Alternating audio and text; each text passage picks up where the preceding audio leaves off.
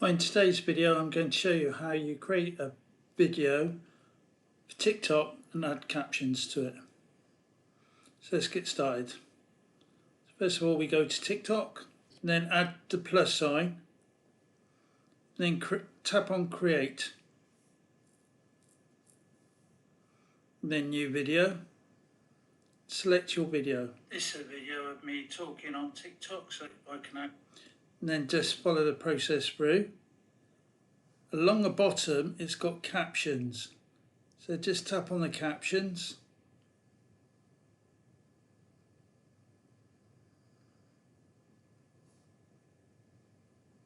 and you can change the language, the style, the format, remove filler words. Filler words would be ridiculous things like that we sometimes say.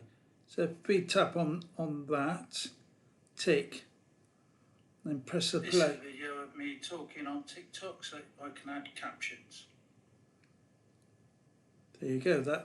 Now I'm going to delete that. That's going to come out of that. That's going to be in my drafts. So if I come out, I can get rid of that later.